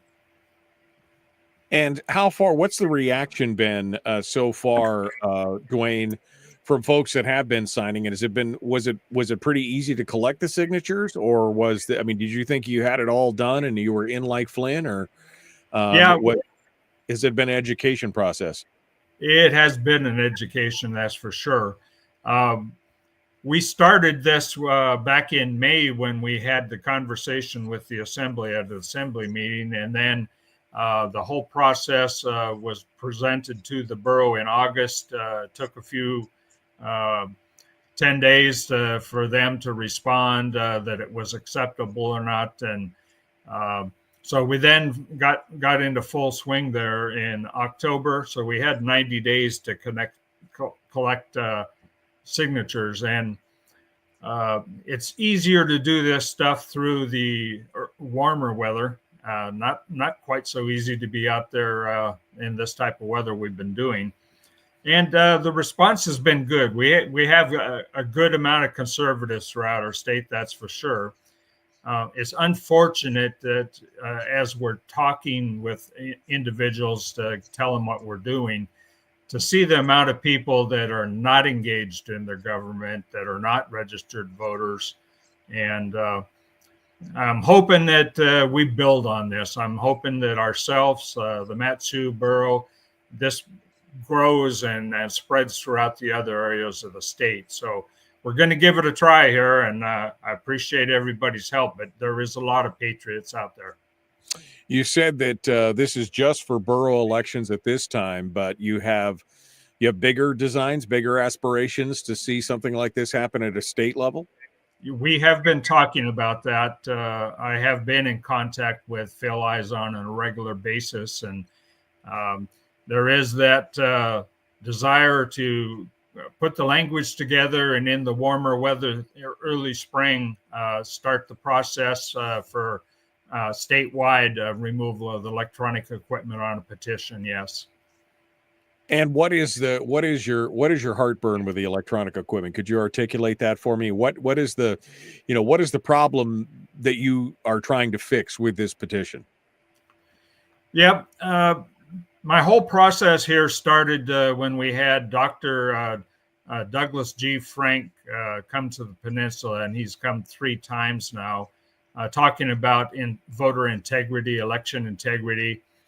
And so we started connecting with him through Cause of America, Mike Lindell's group, and Cause of America Alaska, Dave Johnson's group. So we have been attending Zoom meetings over the electronic equipment, and there had been some FOIA requests, Freedom of Information Act requests to Dominion. We had that submitted, and I got access to the thousands of pages of Dominion emails, and pouring through those, one of the emails was from the CEO to the rest of the email chain in his company, bragging about how they sent out Dominion machines to Alaska with Wi-Fi in them. And another email said that we will finally get this effing Trump. I have a way to do that. And we, in the state of Alaska, unlike other areas throughout the United States, we actually have paper ballots, which is a good thing. You take your ink pen or as they do, the marking pens, which I'm not a fan of because it doesn't make an indent into the paper. But anyway, you mark the ovals and then you feed it into what they call a tabulator.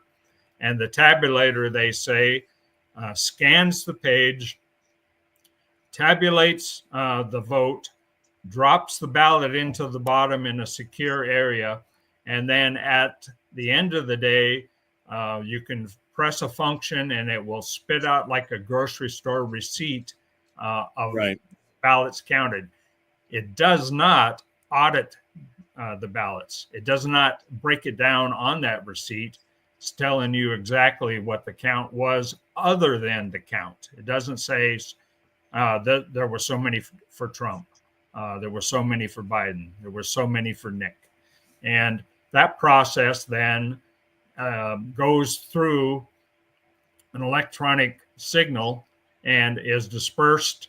And I just do not like the idea that logarithms or what is fed into the electronic equipment behind the scene can give me the false feeling that it's secure and a false feeling of actual count. All right. Well, Duane Edleman, thank you so much. If you want to get your petition down on the Lower Peninsula, you can call Duane 907-255-7624. Otherwise, you can swing by Ammo Can Coffee today, tomorrow, and Thursday. They'll be leaving early on Thursday because they got to get them all turned in by Thursday evening. Duane Edleman, Liberty Action Alaska, thank you so much. All right, Thank folks, you, we're out of time. The Michael Duke Show, Common Sense Radio. We're broadcasting live through a series of tubes. Allowing all of these entities to provide streaming stuff going on the internet. Well, it's kind of hard to explain. Sorry. Streaming live every weekday morning on Facebook Live and MichaelDukesShow.com. All right, Duane Edleman, our guest here in this final little footprint in between here in the commercial break. Duane, so your main heartache is that it's just you feel like it's not secure enough on those things. And you said that the Dominion CEO was saying that they were sending machines to us with Wi-Fi in their own emails. That's correct. Yeah. Well, what does it do for us time-wise? How much more time does it take to hand count versus electronic counting with the paper backup? Because, like you said, at least we've got paper ballots. If we need to go back and hand count them after the machines are done, we could still do that, right? That's correct. Yeah. And because you have a group of people, so it wouldn't be just a person. It wouldn't be just two people. You would have several people in a lineup of having been trained of the process, and they have a spreadsheet before them. So each ballot they would fill in dots across each ballot on this spreadsheet and slide the ballot to the next person, and they would do that. So it would not be just an individual person counting the ballot. There might be 5 or 6 or 7 people, and those numbers have to be verified, or you go back through those ballots and do it again. But the process is pretty fast, and the Mat-Su borough has shown that it can be done, and it can be done pretty rapidly. And we're willing to do it. We've actually been using videos down here, going through the process ourselves, being ready to be trained for that. All right. So if folks are concerned about this and they care about it and they want to get signed up on this petition, and again, it's just for the Kenai Peninsula Borough, you go to Ammo Can Coffee on the Kenai Spur Highway today and tomorrow before 5. That's when Ammo Can closes. And then tomorrow by about 1 o'clock, 2 o'clock, somewhere in there, because you have to take them all then and then go to the borough and get it done. You only need 190 more signatures. That's correct. Yeah. All right. Well, Duane, thank you so much for coming on board. We appreciate you being part of it today and sharing the information. And good luck. You'll have to report back to us. Send me a text and let me know if you got them all or not. Sounds good. Thank you, Michael. I appreciate the opportunity. All right. Thank you, Duane, for coming on board and joining us this morning. Duane Edleman, our guest there. Again, if you want to find somebody who's got a petition booklet down on the Lower Peninsula, 907-255-7624. 907-255-7624. You can call Duane or send him a text, and he will get you hooked up with somebody down on the lower. He said there's 25 books down on the that are supplemental books that are out on the Lower Peninsula. So send Duane a text or give him a call and find out how to hook up with somebody down here on the Lower Peninsula. So you don't have to take that trip. Even I'm dreading the trip to Soldotna based on the way the roads have been the last few days. I'm like, oof, man. Anyway, so go check it out. Again, 907-255-7624 if you want to get a message over to Duane to talk about these things. Okay, we are still in the break right now. We're getting ready to come back and rejoin the radio. We've got Chris Story. He's going to be joining us at the end of the hour for us to talk about life coaching and positivity and so much more. We'll talk about that. We may even also talk. We probably should have him back on next week. He just wrote an op-ed that got published this last week, or first part of this week. Anyway, 3,000 Years a Slave, talking about his fair tax issue. Chris may want to talk to Duane because Chris is trying to get a citizens initiative together to do this. He may want to talk to Duane and pick his brain about that because that's going to be an interesting thing as well. I see Bill said he already sent a text to Duane. So folks are already texting and trying to reach out. And of course, if you're in the Soldotna area, you can just go to Ammo Can Coffee and sign up there. But you got to sign up properly. Proper name, the thing, date it, cross the T's, dot all the I's, do all that. All right, my friends. Well, let's get back to it. Here we go. The Michael Duke Show. Common sense, liberty-based, free-thinking radio. Let's do it.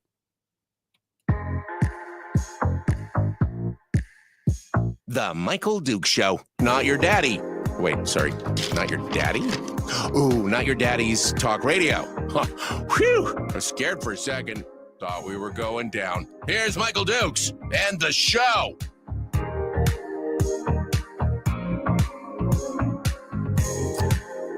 All right.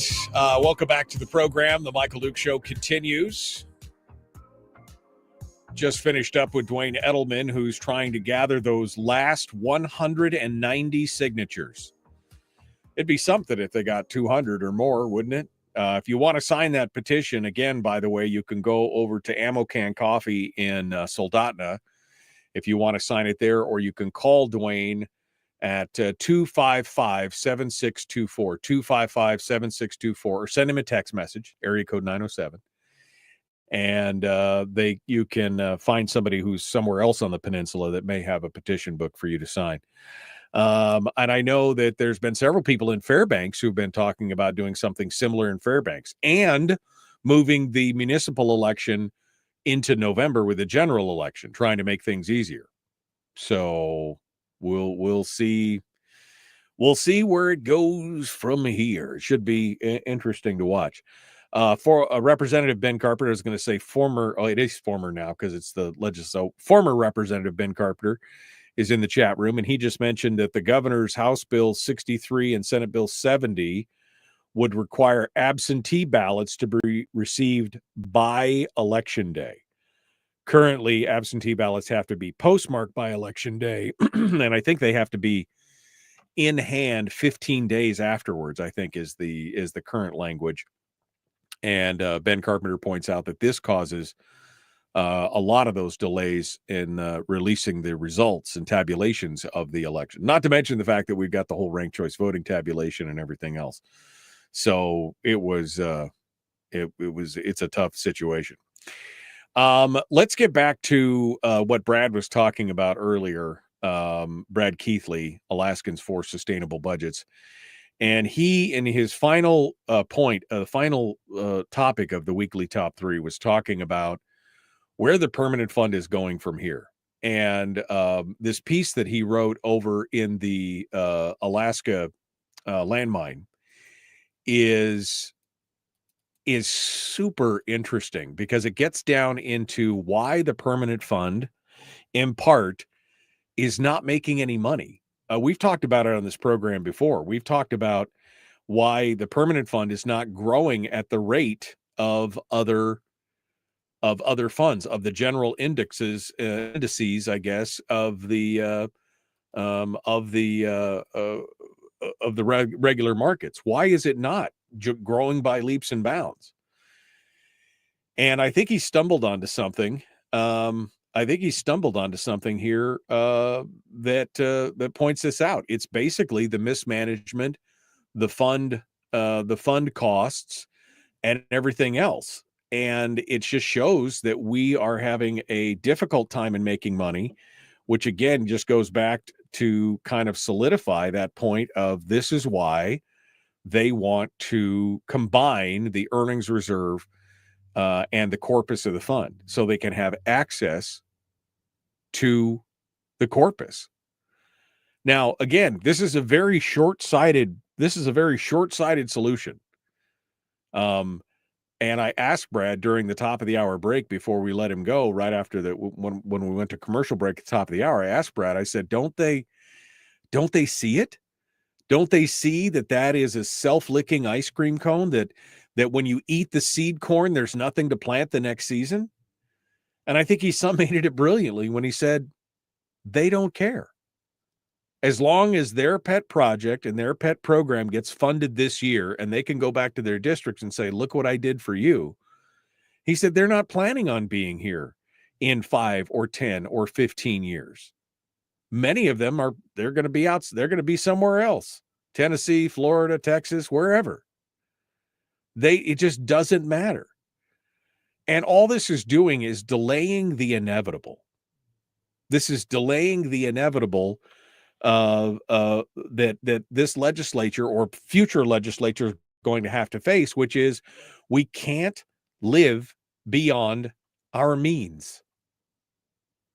Now, they could keep kicking the can down the road all they want, and even though, like I said, I told Brad, I said, this feels like, because we've said that for years, they're kicking the can down the road. Eventually, they'll run out of road. Well, just when we think that they're about to run out of road, they murder Alaska's future and lay the corpse down as a road and move. That's what if you combine the earnings reserve and the corpus of the fund, you are putting a nail in the coffin of Alaska's fiscal future.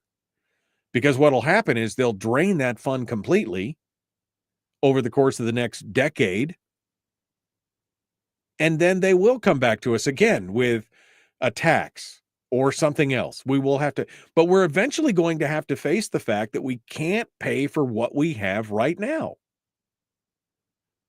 I don't understand why that is so hard. Brad's weekly top 3 last week showed we actually talked about and read from the actual report and summary from Alexi Painter of the Legislative Finance Office, where they said we cannot fund 26 at 25 levels. On the 75-25, you're going to have to cut expenditures, generate new revenue, and probably cut the permanent fund. 75-25 is not going to work. And even before we started adding new spending, they were saying that it would probably be somewhere closer, instead of 75-25, where government gets 75% of the money and we get 25%, it was probably going to be 81-19, right in that range. But then you add all this new spending they're talking about, this Rebecca Himshoot and Loki Tobin talking about an $1,900 BSA with an additional $500 million in spending forever moving forward, and pegging it to the CPI so that it automatically ratchets up every year. Then you're talking about 90%. Now, remember, this is not 75% of all revenues and we get 25% of all revenues. This is, they've already gotten the lion's share of everything. They've gotten all the taxes, all the fees, and they've gotten 75% of the royalty right out of the gate. They already got all that money. Now they want to take the earnings off that 25% royalty that gets deposited. Now they want to take all those earnings and they want to take it all. They're already getting the lion's share, probably 90-something% of all revenues are already going straight to government, and now they want everything else. Like I said, it's like we have a big plate with a brand new cake on it, and we're like, oh, we'd like just a little piece, and they slice you off the thinnest little piece, take the rest of it, leave you with that little piece on your plate, and then come back with their fork and say, well, we're going to take some more of that. You get one thin wafer. That's all you get. And pretty soon, even that's going to be gone. I mean, when the average person can take a look at this and realize that that's not sustainable, you have to acknowledge that at some point, it's just willful blindness on the part of the legislature. It's just selfishness.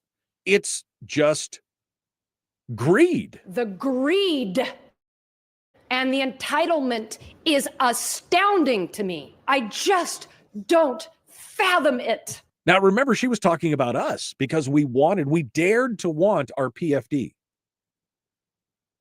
But that summates everything that's going on in the legislature right now with every politician who wants to spend more. The greed, the entitlement. There is, and the worst part is, of course, now they're trying to avoid drawing from the CBR because they don't want to include the minorities in the discussion. They've got the tiller.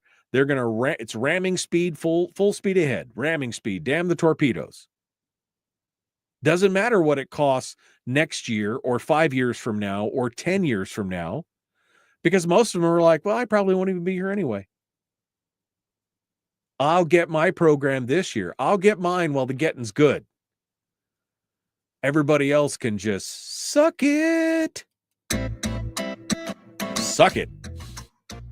That's what's going on right now. All right. We got to go. Chris Story is going to be joining us here in just a moment. The Michael Duke Show, common sense, liberty-based, free-thinking radio. Back with more in just a mo. Don't go anywhere.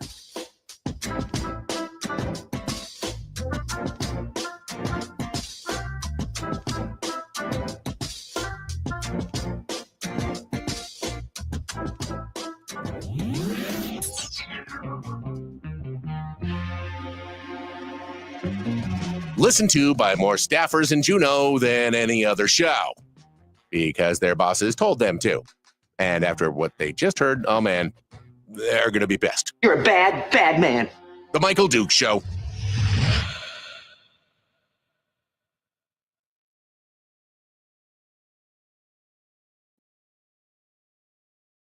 All right. Well, let me get caught up here. Frank says, though most states do not live within their means. I mean, there are a lot of states out there that you're right. They're not living within their means. I mean, it's, they're not living within their means. Doesn't mean that they shouldn't. It doesn't mean that the people shouldn't hold them accountable for it. Absolutely, the people should hold them accountable, and they should be beholden to the people in that.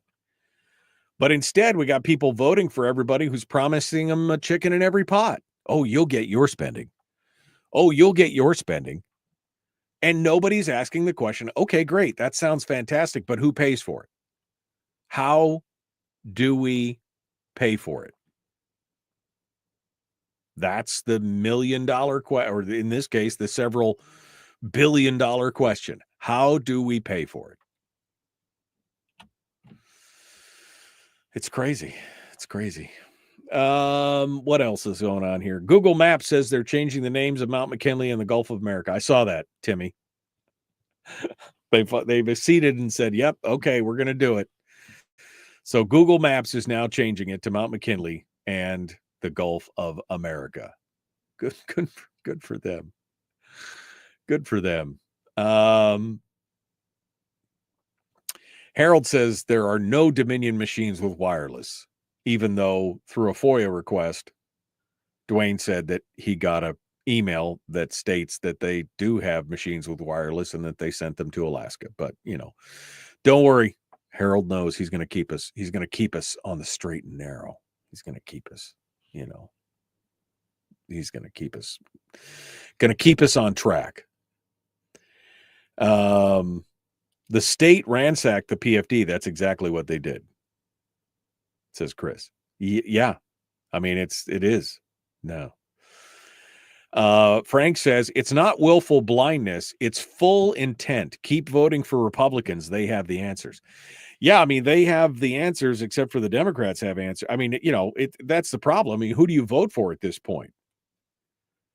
I mean, you can't, unless you're doing your homework, you can't even really tell by what they're wearing on the lapel whether or not who they are or what they're doing. That's the problem. That is the problem right there. All right, let's get Mr. Story on the line here. Hey, look at that. It worked first time. That's what happens when I'm prepared, I guess. Yeah, you're a Boy Scout. You're always prepared. I'm always prepared, always ready. How you doing, my friend? How are things going?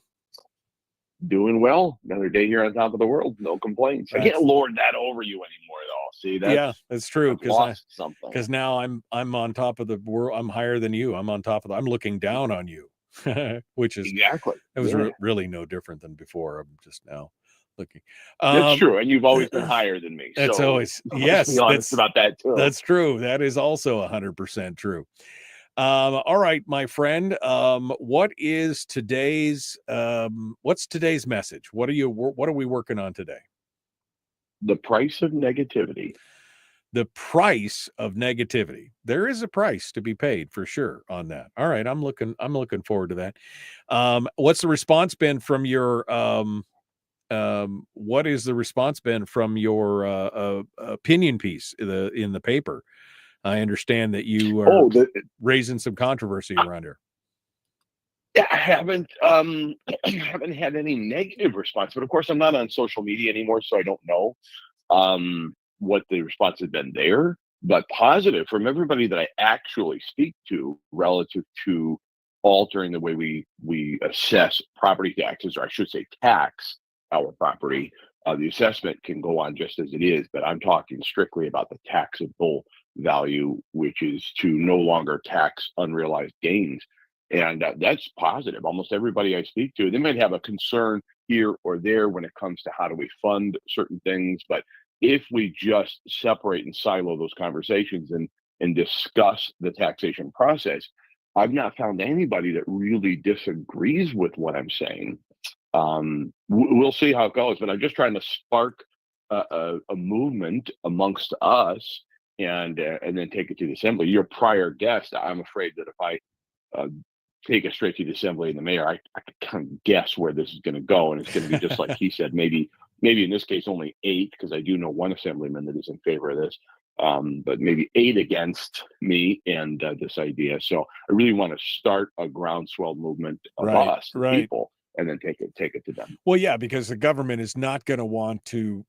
They're not going to want to defund themselves. They're not going to want to take any hit on the funding mechanism, even if it's only a few $1,000s. They're not interested in that. So interesting stuff. All right, Chris Story, the man from Homer. We're getting ready to jump back in and get things done. Fairbanks just joined us a minute early. I don't know why, but hello, Fairbanks. We're about to restart the radio show, so thanks for coming on board and joining us. Chris Story is our guest. The Michael Duke Show, common sense, liberty-based, free thinking radio. Don't forget, you can always come out and join us here on Facebook or YouTube or Rumble or whatever else we're doing here. We'd love to see you. Come on down. Here we go.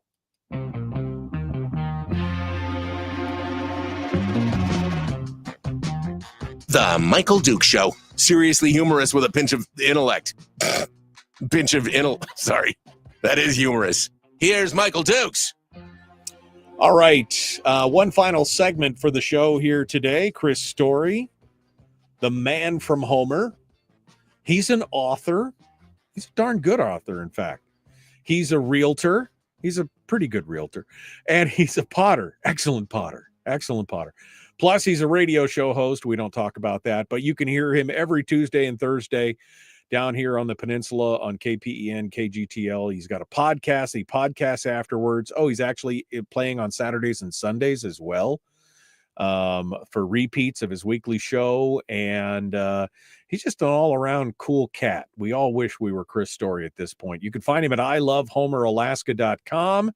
Today, his topic for our weekly uplift and positive mental attitude segment is the price of negativity. Hello, my friend. What's up? Michael, I'm kind of obsessed with a few different authors, one of which his name is Price Pritchett. He's a PhD, so I call him Dr. Pritchett. But he wrote a little pamphlet called U Squared. It's a phenomenal 35-page handbook, as he calls it. It's a great little book about what's possible for you in your life, and probably beyond what you think is possible is available to you, and probably in a lot less time with fewer steps in between you and what it is you want. But I digress. It led me, as I'm rereading the book, as I normally do, I will read this handbook probably 2-3 times a year just as a refresher. But I always read it in January because I want to kind of reset the year.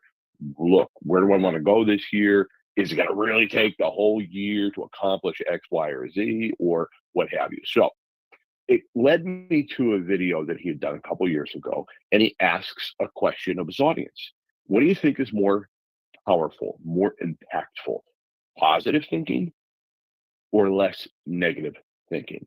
So I'll ask you, Michael, what do you think is more impactful in your life, more positive thinking or less negative thinking? What say you? Well, based on the title of your subject for today, I'm going to go with less negative thinking.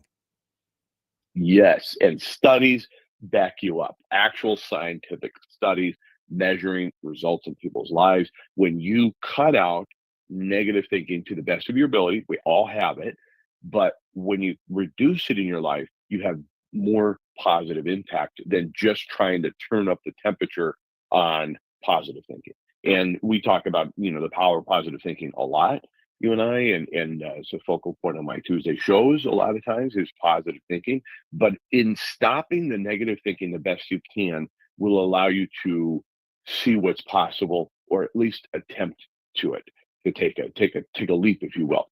For example, we have this negativity bias built into our brain. It's there as a friend. It's there to protect you from saber-toothed tiger. It's there to protect you from maybe jumping from a cliff that's too high, or you have this negativity bias built into your brain on purpose. The challenge for you and I is how do we drown it out when it's actually stopping us from doing something that would otherwise be beneficial or positive, because we have high poppy syndrome. Nobody really wants to stand out from the tribe. You don't want to be, set aside and looked at as different. Now, some people like yourself love to take to the stage and be noticed, but more often than not, we want to sort of blend in and not stand out. And so our negativity bias helps us to kind of be more part of the crowd, which is to say, we cut out some of the things we might otherwise do because of this negativity bias. So I suggest we go on a 30-day diet and we just look for that, negativity. When it starts to crop up, either open an app on your phone, note page, or an actual physical journal. Take notice of it. And I would start out by saying, hello, darkness, my old friend. There's that negativity again. And just embrace it and say, what are you trying to tell me? Are you actually trying to protect me right now? And if so, from what? Or is this just, sort of a vestigial tale of protection from long ago, and I can ignore it? We don't want to walk face first into a wall, dive into a pool with no water, break our neck. We want to have a certain negativity bias that's left over, but I suggest that we take a diet and we start monitoring this negativity and really just try to eliminate as much as possible over the next 30 days and see where you end up. I mean, I like that, because you're right. Negativity can affect us in so many ways. And a lot of times we don't even realize we're doing it. I've caught my kids doing this occasionally. We have a conversation. I try and have a conversation about it whenever it comes up. I try and be like, okay, listen to what you just said. And is that positive or negative? Does it help you or does it hurt you? But it's gotten to be, like I said, it's almost a habit at some point where you're like, oh, that doesn't work. What is, what is the deal here? How do we address that? How do we find those things that are the negative, and how do we weed them out? What's your process? It's becoming conscious to it and asking the question, what else could this mean? I do this a lot with relationships too. If you find yourself frustrated with one person or two or 10, suddenly go, wait a minute, what else is going on here? I think it's something with me. It can't be all of them. It's got to be me. What am I going through? What's going on here? But I think just being conscious and aware and recognizing that negativity bias is there as a friend. It's there to help you, but yet you can control it. It's a little bit like a bodyguard. For people like Michael Dukes, you may not be aware of this, but Michael Dukes does travel with a bodyguard, and sometimes they get a little aggressive, and somebody just wants to come up and get a picture taken with him, and the bodyguard will suddenly deck him. Well, that guy's there to protect you. He didn't mean to actually hurt a fan. He didn't mean to push the old little guy to the ground. He was just looking for an autograph from Michael Dukes. Right. And so if you look at the negativity bias as that bodyguard that's there to protect you and surround you when danger's nearby and warn you away from it, it's okay. So you know what? I get it. But what else could this mean? And then ask this question: is there really danger ahead? Is this really a black diamond trail that I shouldn't venture down with my novice skiing abilities? Of course, I would say I'm an expert skier, Michael, but I'm trying to relate. You understand? Right. So is this really a black diamond trail, or has this been mismarked? Does somebody just put this up here to sort of ward me off of this and Scooby-Doo the situation? So which of these paths ahead is really dangerous, or which is just that negativity bias kicked in to protect you from yourself? And you just say, stand down, I got this. Well, and how many times has the negativity, how many times are we letting negativity kind of rule our life? But in a way, it is protecting us, right? It's telling us, oh, don't worry, you could never do that. Don't worry, you could never achieve this or achieve that. It's like trying to prevent us from, I guess, from hurting ourselves, or protecting us from disappointment. But if we let it rule our lives, we'll never do anything, right? It's there as a self-protective mechanism to downplay our traits or to, but again, it's negative, but it's not necessarily a mean negative. It's our brain or our self-image trying to prevent us from being hurt in the future. We've got to be stronger though and overcome that. I just submitted a new manuscript for a short parable I wrote called The Millionaire Code. And it's a parable that's really just based upon the millionaire creed, the backyard millionaire creed, of which one plank of that creed is honor your instincts. Promise yourself to honor your instincts. But how do you then differentiate between an instinct that is there in the form of a negativity bias versus an instinct towards, yeah, I got this, I can do this, I was meant for more, I can accomplish what it is I was put here for, I was born on purpose and with a purpose, versus that negativity bias? Both are instinctual, both are warranted of some time and attention, but which will you listen to? Will it be, the master of your life, or will you be a slave to your negativity? Will you be the master that controls what you're going to do and say and become, or will you follow a lesser instinct and towards a path of protection from your negativity bias? It's a choice. And again, I would just come back to, if we're conscious that it exists, we might start to recognize it and go, oh, okay, I recognize you. I see you in the crowd. You're there to protect me, but you can stand down. I'm going to go forward. Chris Story is at ilovehomeralaska.com. It's where you can find everything about him, podcasts, books, everything else. Chris, down to the last 2 minutes here or so. And like I always do, I like you to break this down to the basics for people who maybe are just listening, just getting started. How do they analyze that negativity? How do they get started in getting a handle on their own stinking thinking, right? That's really what we're talking about here, is your own personal negativity, not negativity from outside. That's pretty easy to cut out. You just stop associating with those people, or you move away, or, ignore them or whatever. But we're talking about your own personal negativity that you're carrying around with us. So what's the process? Break it down for us. I'd say become conscious in any default thinking. It might be good or beneficial, or it might not be, but you've got to start taking time to pay attention to it. And then I say document it. Like any study, do your own personal study and find out for yourself, was Dr. Pritchett right? Is more positive thinking enough to counterbalance this negative thinking? Or was he wrong? Like, do you need more positive thinking? Maybe you do, but you have to determine for yourself. Do your own personal study, take the diet for 30 days, eliminate as much negative thinking as possible, document it, be conscious of it, say, hello, darkness, my old friend, I see you there again. Are you there to help, or are you there to hold me back? Start acknowledging it, but be conscious. We've got to stop some of the default thinking and start critically thinking about all things that are presented to us in life, including a negative choice or a positive reinforcement. You get to choose, but you got to balance them correctly. Because I agree with Dr. Pritchett in his studies that less negative thinking will be more beneficial overall. Positive thinking is great, but it'll only take you so far. Less than 60 seconds. What are you covering today on your program? Some of this, also just a whole lot of positive, ironically, positive things. I've got a whole slate of stuff.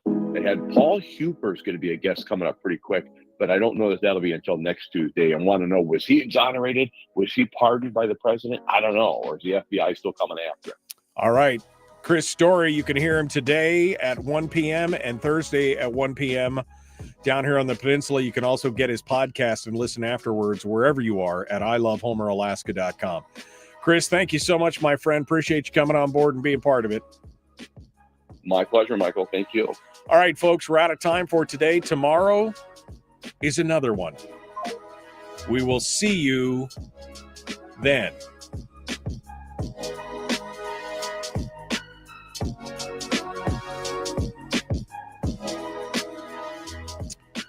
All right, my friends. Well, we're out of time for today. I got to go. Got lots of stuff to do today. We're going to be just all kinds of stuff. And tomorrow, we'll hopefully bring you some more insight, education, entertainment, enlightenment.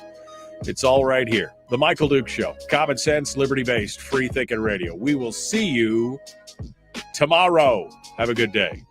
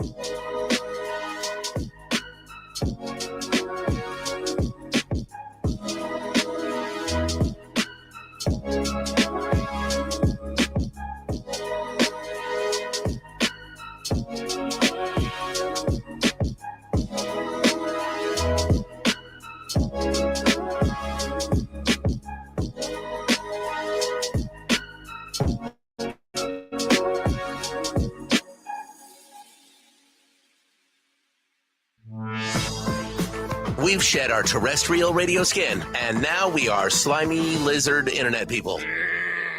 It's the Michael Duke Show.